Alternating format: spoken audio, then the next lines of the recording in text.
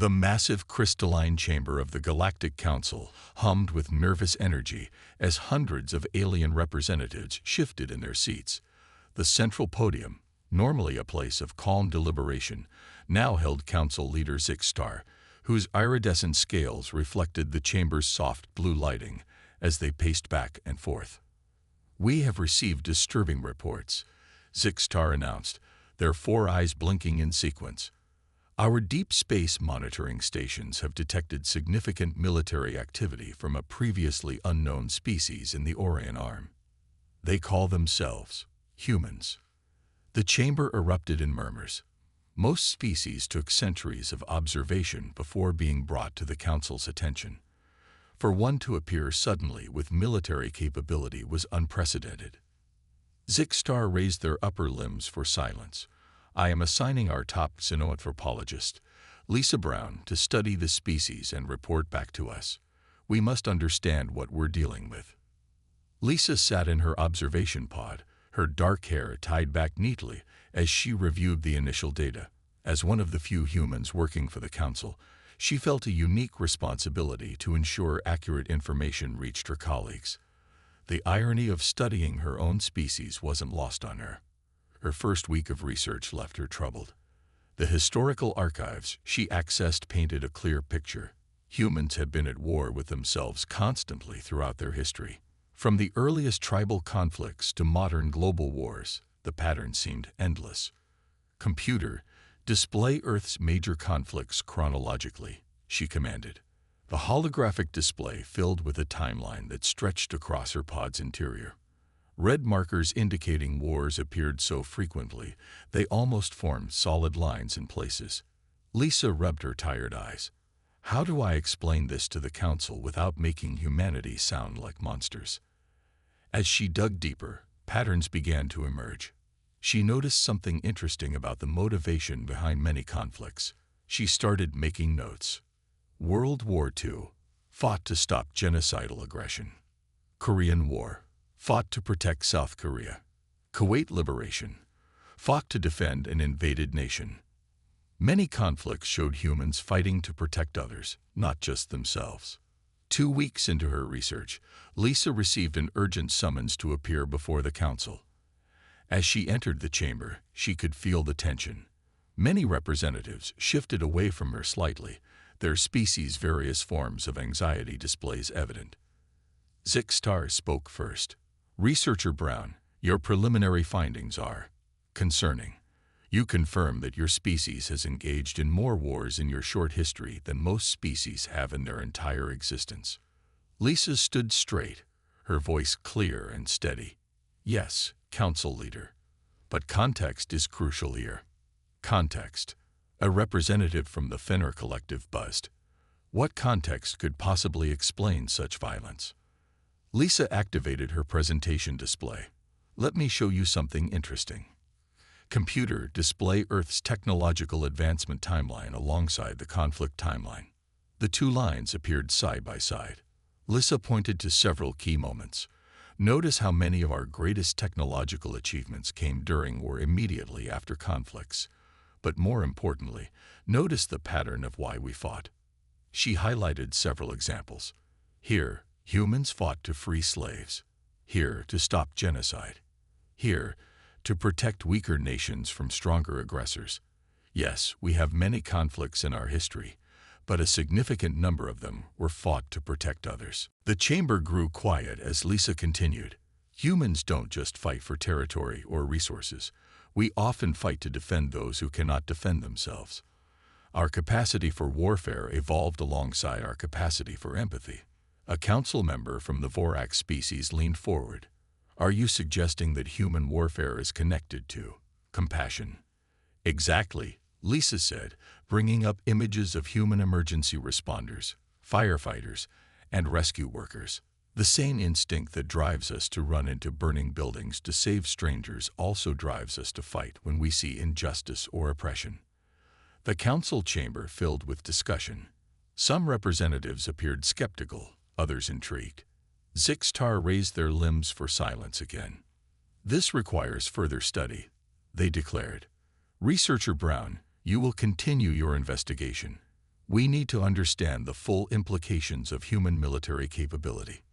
Lisa nodded, but before she could leave, alarms blared throughout the chamber.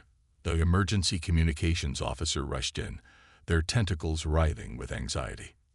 Council leader, we've just received reports of an attack on the diplomatic exchange station in Sector 7. Unknown forces have taken hostages, including the human diplomatic team that arrived yesterday. The chamber erupted in chaos. Six-Star turned all four eyes to Lisa, who stood frozen in place. It seems, Researcher Brown, that we may get to observe human behavior firsthand sooner than expected. Lisa felt a chill run down her spine. She knew what humans were capable of when their people were threatened. The Council was about to learn that her research had only scratched the surface of human capabilities. Council leader, she said carefully, I recommend we evacuate any civilians from that sector immediately. Why? Six-Star asked, though their scales had taken on a worried hue. Because, Lisa replied, if humans are being held hostage, other humans will come for them. And when we come to protect our own, we don't stop until they're safe. The council chamber grew silent as the implications sank in. What they had thought was just an academic study was about to become very real indeed. The truth about human warfare was about to unfold before their eyes, and Lisa couldn't help but wonder if the galaxy was ready for what they were about to witness. As she left the chamber, Lisa sent a quick message to her superiors on Earth. They needed to know that humanity's first real test in the galactic community was about to begin. How they handled this crisis would shape alien perceptions of humans for generations to come.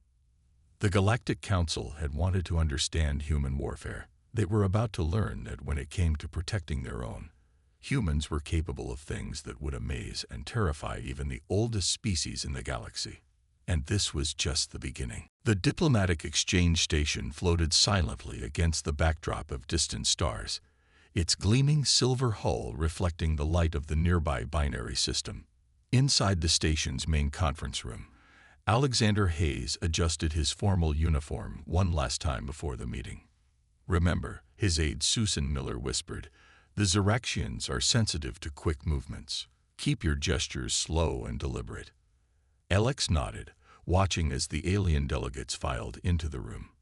The Xeraxians moved with fluid grace, their crystalline bodies catching the light. Behind them came the Marexi representatives, floating orbs of pure energy contained within environmental suits. Welcome to this historic gathering, the station's AI announced in multiple languages. This marks the first official diplomatic meeting between humanity and the Galactic Council species. Everything started smoothly. Alex presented Earth's proposal for trade relations, careful to maintain the slow, deliberate movements Susan had advised. The aliens seemed receptive, their body language, what could be interpreted of it, showing positive signs. Then the explosion happened. The far wall of the conference room burst inward. Through the smoke and debris, dark figures in combat armor stormed in. Their insignias identified them as members of the Crimson Path, a notorious separatist faction known for opposing alien cooperation. Death to the collaborators. Their leader shouted in the common galactic language. Alex's military training kicked in instantly. Everyone down. He yelled, already moving to shield the nearest alien delegate, a young Xeraxian whose crystal form trembled with fear. Susan vaulted over the conference table with surprising agility, positioning herself between the attackers and the Marexi representatives. The rest of the human delegation moved with similar precision, their diplomatic roles forgotten as they shifted into protection mode. Behind the table, Alex ordered, helping the Xeraxian delegate move. Susan, secure the emergency exit. The Crimson Path soldiers seemed momentarily confused by the humans' quick response. They had expected panic, not organized resistance. These humans are unarmed diplomats, their leader snarled. Kill them all. What happened next would be discussed in council chambers for years to come. The human diplomats, though unarmed, demonstrated why humanity's combat reputation was well earned. Alex grabbed a decorative metal staff from the wall, wielding it like a quarterstaff. Susan used her formal jacket to catch and deflect a stun blast, allowing 2 Marexi delegates to escape through the emergency exit. Other human diplomats used furniture, dining implements, and even their own bodies as weapons and shields. "Protect the delegates," Alex shouted, engaging 2 attackers at once. His staff work kept them at bay while more aliens escaped to safety. From the security center, Lisa Brown watched the scene unfold with the council members. She had arrived at the station just hours before to continue her research. "Are these truly just diplomats?" a council member asked, watching Alex disarm an attacker with a complex staff movement. "All human military veterans go through diplomatic training," Lisa explained. "We believe the best negotiators understand both peace and conflict." The station's security forces finally arrived, but found most of their work already done. The human diplomats had neutralized half the attackers and contained the rest in a corner of the conference room. More importantly, not a single alien delegate had been seriously harmed. In the aftermath, as medical teams treated minor injuries, the alien delegates gathered around Alex and his team. "You protected us," the young Zeraxians said, their crystal forms still shimmering with agitation. "Why? You could have escaped yourselves." Alex cleaned a cut on his forehead as he answered, "Because that's what humans do. We protect those who need protection." The Marexi representative's environmental suit pulsed with colors. "But we are not your species. Some would say you had no obligation to risk yourselves for us." Susan joined them, her formal jacket now torn and stained. "Obligation had nothing to do with it. When we see others in danger, we act. It's part of who we are." In the security center, Lisa watched the aliens' reactions with interest. The council members seemed to be processing this new information about humanity. "Their first instinct was protection, not aggression," one council member noted. "Even in combat, they prioritized saving others over defeating enemies." "Now you begin to understand," Lisa said. "Human warfare isn't about destruction. It's about protection. Everything else flows from that basic truth." The station's commander, a veteran Zeraxian, approached Alex with a formal gesture of respect. "Your actions today have taught us much about humanity, perhaps more than any diplomatic talk could have." Alex smiled tiredly. "I hope what you learned was good." "We learned that humans are indeed warriors," the commander said. "But you are warriors who fight for others, not just yourselves. That is unexpected and valuable." As medical teams continued their work and security forces processed the captured attackers, Lisa made notes for her report to the council. The incident had provided perfect evidence for her theories about human nature. "Computer, add to research notes," she dictated. "Humans demonstrate consistent protective behavior even in diplomatic roles. Combat capabilities appear to be channeled primarily toward defensive actions. Recommendation: consider humans not as a warrior species, but as a guardian species." The events at the diplomatic exchange station would change how the galaxy viewed humanity. But as Lisa watched the human diplomats helping to rebuild the damaged conference room, she knew this was just one small example of humanity's true nature. The real test would come when the galaxy truly needed guardians. And humanity, she knew, would be ready. Lisa Brown stood before the Galactic Council again, but this time with confidence. The events at the diplomatic exchange station had given her research new weight. The massive chamber was packed. Word had spread about her findings. "Honorable Council," she began, activating her holographic display. "My continued research has revealed something extraordinary about human nature. We've been looking at it all wrong." The display showed scenes from Earth's history, ancient battles, modern conflicts, and everything in between. But alongside each battle scene, she showed something else. Rescue workers saving lives, soldiers protecting civilians, and people helping strangers. For too long, you've seen human warfare as proof of our violent nature. But look closer. She zoomed in on specific images. Here, soldiers building schools in war zones. Here, medics treating enemy wounded. Here, warriors becoming peacekeepers. Council leader Zixtar leaned forward. Explain how this changes our understanding. Lisa brought up new data streams. Humans don't fight because we love violence. We fight because we hate seeing others suffer. Our entire military history is built on protection. She showed a series of historical events. The American Civil War, fought to end slavery. World War II, fought to stop genocide. Countless peacekeeping missions, fought to protect the innocent. Even our fictional stories show this pattern. The display changed to show human entertainment media. Our heroes are almost always protectors. Even when we imagine superpowered beings, we show them defending others. This isn't just culture, it's core human nature. A Marexi council member floated forward. But what of human aggression? Your species' capacity for violence is well documented. Yes, Lisa agreed.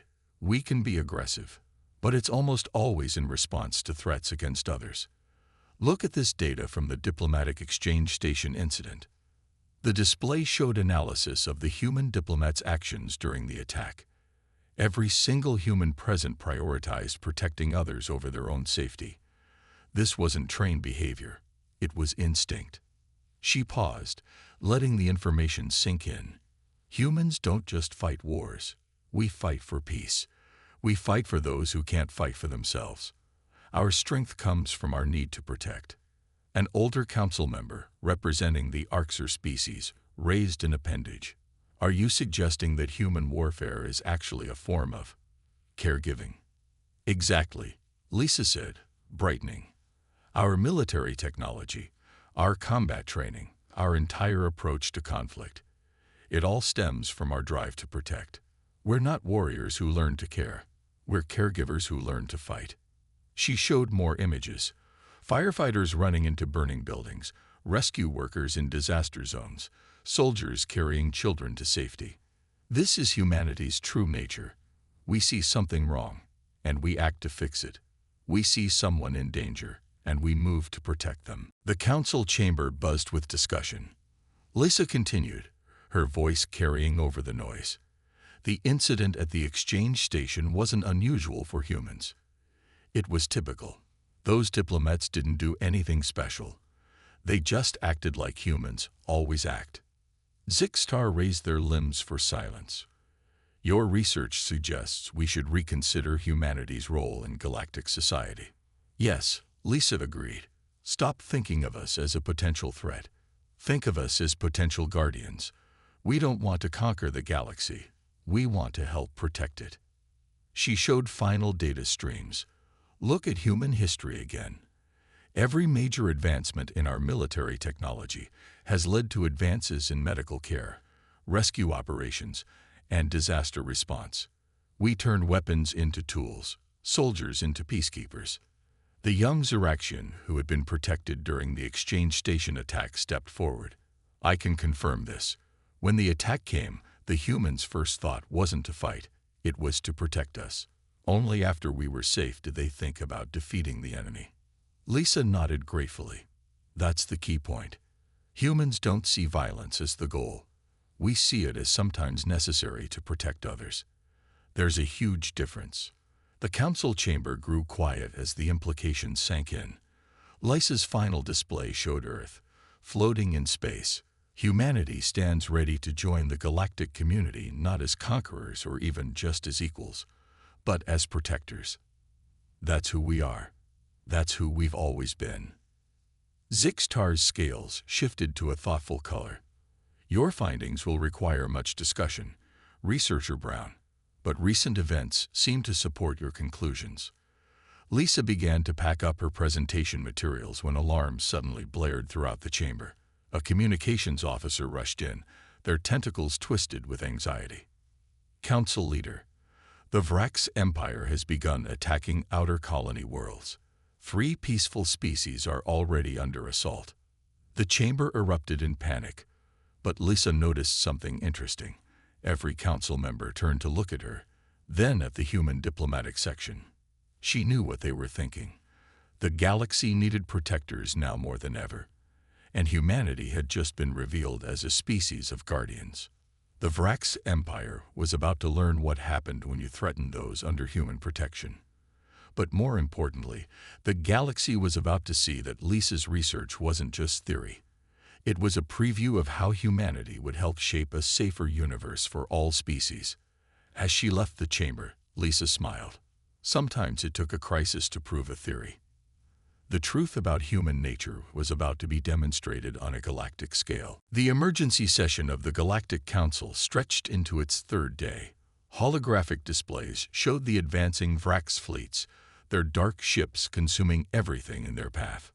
Already, 3 peaceful species had lost their homeworlds to the invasion. We must act now. The Marexi representative's environment suit pulsed with urgent colors.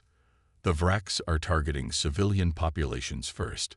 Council leader Six-Star's scales had turned a deep gray of distress. Our peacekeeping forces are overwhelmed. The Vrax technology far exceeds our defensive capabilities.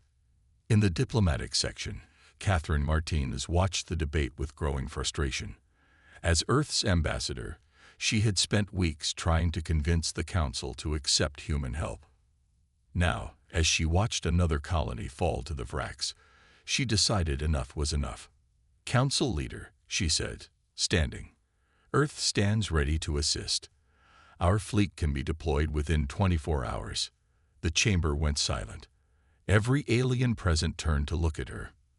Ambassador Martinez, Zixtar said carefully, while we appreciate the offer, some council members have concerns about involving human military forces.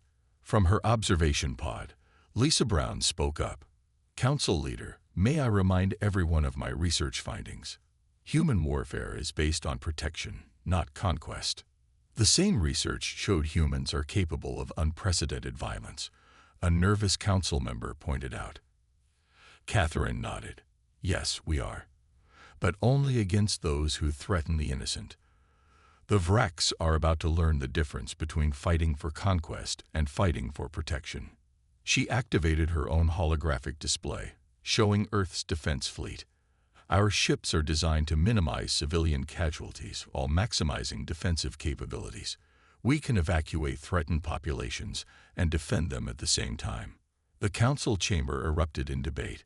Some members supported accepting human help, while others feared introducing another potentially dangerous species into the conflict. Then another emergency message arrived. The Vrax had reached the Xeraxian colony of New Crystal. The display showed civilian ships trying to escape as Vrax warships closed in. Catherine's voice cut through the chaos. Council leader, every minute we debate, more innocent lives are lost. Earth asks permission to defend New Crystal. Zixtar looked at the desperate scene, then at their fellow council members. Finally, their scales shifted to the color of decision. Permission granted, they said. But Ambassador Martinez, your forces must follow council guidelines. Catherine was already sending the signal. Commander White, you have authorization. Protect New Crystal. In space above the crystal world, the Vrax fleet pressed their attack. Their dark ships surrounded civilian vessels, weapons charged. Their commander was so focused on his prey that he almost missed the new sensor readings. Suddenly, ripples appeared in space. A human fleet emerged from jump points, led by the battleship Northern Light, under Commander Daniel White's command. This is Commander White of the Earth Defense Force. His message broadcast on all frequencies. Vrax forces, stand down and withdraw. This is your only warning. The Vrax commander laughed, a harsh sound. Humans, we've heard of you. Another species that thinks it can stop us. Your ships are outnumbered 2-1. True, Daniel replied calmly. Would you like us to wait for more of our ships to arrive, to make it fair? Without waiting for a response, the human fleet moved. But instead of attacking the Vrax directly, they positioned themselves between the aggressors and the civilian ships. All ships, defensive formation Delta, Daniel ordered. Priority 1 is civilian evacuation. Priority 2 is holding the line. The Vrax don't get past us. The battle that followed would be studied in war colleges across the galaxy for years to come. The human ships moved with incredible coordination, creating safe corridors for civilian vessels while absorbing enemy fire. Back in the council chamber, the aliens watched in amazement. The humans weren't just fighting. They were protecting, defending, sheltering. Their tactics, a military advisor noted. They're taking hits they could avoid, just to keep the civilians safe. Lisa Brown smiled. Now you see what I meant. This is humanity's true nature. Catherine stood proudly as reports came in. The civilian evacuation was proceeding at record speed. The Vraks, for all their superiority in numbers, couldn't break through the human defensive line. Council leader, she said softly, this is just one human fleet. Imagine what we could do if you let us help protect the entire galaxy. Zixtar watched as another group of civilian ships reached safety. Perhaps, they said, it is time to reconsider humanity's role in galactic society. The crisis wasn't over. The Vraks were still a threat, and more battles would come. But as Catherine looked at the council members' faces, she knew something had changed. They were finally beginning to understand what humanity could offer the galaxy. Not just warriors, but protectors. Not just soldiers, but guardians. The Vraks were about to learn why threatening innocent lives was a very bad idea when humans were around. The Galactic Council chamber had changed in the weeks since the first battle at New Crystal. Screens now showed real-time updates from multiple fronts where human forces engaged the Vraks. Commander Daniel White stood at the center, giving his latest report. The evacuation of the Marexi outer colonies is complete, he said, pointing to a holographic map. All civilians are safe in protected space. The Vraks lost 12 ships trying to stop us. We lost none. The council members watched in amazement as he showed footage from the rescue operation.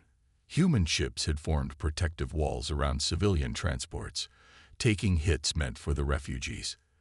Their tactics focused entirely on protection rather than destruction. Notice how we disabled the Vraks ships instead of destroying them, Daniel explained. Our goal isn't to kill, it's to stop them from harming others. Lisa Brown, still acting as humanity's cultural interpreter, added her insights. This is classic human strategy. Minimize casualties while maximizing protection. Even our enemies get a chance to survive. The young Ziraxian who had survived the earlier diplomatic station attack spoke up. But the Vraks show no such mercy. Why spare them? Because that's not who we are, Daniel replied. We fight to protect, not to destroy. The moment we forget that, we lose something essential about being human. Catherine Martinez stepped forward with new tactical displays. We've developed a 3-phase plan to end this crisis. Phase 1. Evacuate all threatened populations. Phase 2. Establish safe zones. Phase 3. Contain the Vraks without destroying them. You believe you can stop them without annihilation? Zixtar asked, their scales shimmering with curiosity. Watch this, Daniel said, bringing up footage from a recent engagement. The video showed a Vraks fleet approaching a colony world. Human ships appeared, but instead of attacking, they deployed a new technology. Energy fields surrounded the Vraks ships, cutting them off from each other. Divide and protect, Daniel explained. We separate their forces, then give them a choice: retreat or be disabled. Most choose retreat. The council chamber buzzed with discussion. This was warfare unlike anything they'd seen before. The humans were rewriting the rules of space combat. But surely you've lost ships, the military advisor asked. The costs must be enormous. We've lost equipment, Catherine acknowledged. But because our priority is protection, our casualty rates are surprisingly low. Turns out defensive positions are very effective when your whole strategy revolves around them. Lisa pulled up her latest research data. This matches historical patterns perfectly. Humans fight best when protecting others. Our tactics, our technology, even our battlefield psychology, it all works better in a defensive role. A new alert flashed across the screens. The Vraks had launched a major offensive against 3 systems simultaneously. Everyone turned to Daniel. Commander White, Zixtar said, Can your forces handle an attack of this scale? Daniel smiled. Council leader, watch and learn. The screen showed human fleets jumping into position, but instead of meeting the Vraks head-on, they executed a complex series of maneuvers. The Vraks forces found themselves separated, contained, and cut off from their supply lines. Classic human protective strategy, Lisa narrated. Control the space, protect the civilians, then deal with the threat. No unnecessary destruction. The Council watched in awe as the human ships systematically disabled the Vraks fleet. True to their word, they avoided destruction where possible, instead forcing ships to power down or retreat. This, Catherine said proudly, is how humanity fights. We're not here to conquer or destroy. We're here to protect and preserve. As the battle concluded, Zixtar rose to address the chamber. I believe we now understand what researcher Brown has been trying to tell us. Humans are not simply warriors. They are guardians. The council members nodded in agreement. The evidence was undeniable. Humanity had shown them a new way to handle conflict, one based on protection rather than destruction. There will be more battles, Daniel warned. The Vraks won't give up easily, but as long as there are those who need protection, humanity will stand ready. Lisa made her final notes as the session ended. Computer, update conclusion. Humanity's role in galactic society now clearly established. Not as conquerors, not as mere allies, but as guardians of peace and protectors of the innocent. As the council members filed out, many stopped to thank the human representatives. They had feared humanity's warfare capability would be a threat. Instead, it had become their greatest hope for lasting peace. The Vraks Empire would soon learn what the Council now understood. Humans were indeed formidable in war, but not because they loved fighting. They were formidable because they loved protecting others and would stop at nothing to keep the innocent safe. This was the truth about human warfare that had finally unfolded before the galaxy's eyes. Not a story of violence, but a story of protection. Not a tale of destruction, but a testament to the power of defending those in need. The Space Council had seen the human war truth unfold, and the galaxy would never be the same.